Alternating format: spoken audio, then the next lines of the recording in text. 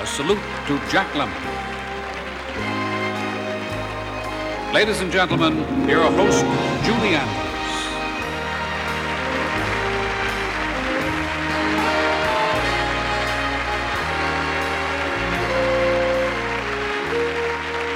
Jack Lemmon was born in an elevator. His mother, it seems, was in possession of a particularly promising bridge hand at the time she went into labor and was absolutely determined to play it out. So John Euler Lemmon III made his first entrance between the 5th and 6th floors of Boston's Wellesley Newton Hospital. He tends to do things like that. At the age of 4, he made his next big entrance in an amateur production of There's Gold in Them Thar Hills, uttering the immortal line, "Hark, I hear a pistol shot." From that moment, Jack knew he was an actor. At Harvard, he wrote a musical review with a song entitled "The Bottom's Fallen Out of Everything But You." He almost flunked out of that esteemed university, but graduated by the skin of his teeth. And he moved to New York, where he tried to save rent money by sleeping in an abandoned building.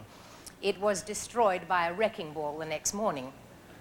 He was fired from his position as a restaurant quality checker for rating everyone as excellent. And he got his first television audition by claiming to be a member of Dublin's famed Abbey Players. The producer told him he'd seen a performance of his the week before, and he was about as Irish as Eddie Cantor. How on earth he ever got here tonight, I will never know. Or rather, I do, because I've watched him on film, and I've known him as a friend, and I've been fortunate enough to work with him. The film was That's Life, and it was the product of what can truly be called a family affair. I played Jack's wife. It was directed by my husband, shot in our house, and featured our daughters playing Jack's and my daughters, Jack's son playing our son, and Felicia Farr, who also happens to be Jack's real wife, in the role of a local fortune teller. Now, since this wasn't quite confusing enough, Blake decided that the whole film should be improvised as we went along.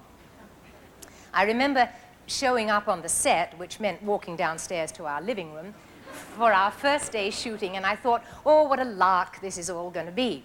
We worked all morning getting things ready, tossing things in and out, and trying this and that, and questioning and tormenting over every detail, and then finally it was time.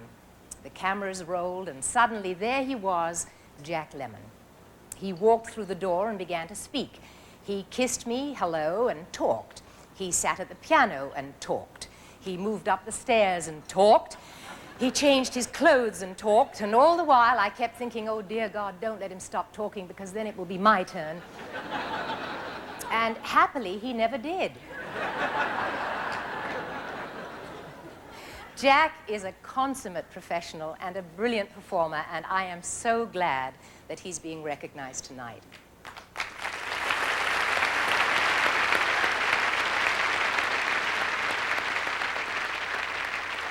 Jack Lemmon spent the first few years of his career learning and developing his craft in any venue he could possibly find. He appeared both off and on Broadway, on radio, and in over 400 live television programs.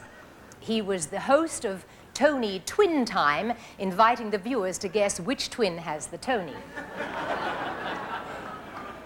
And then came the films.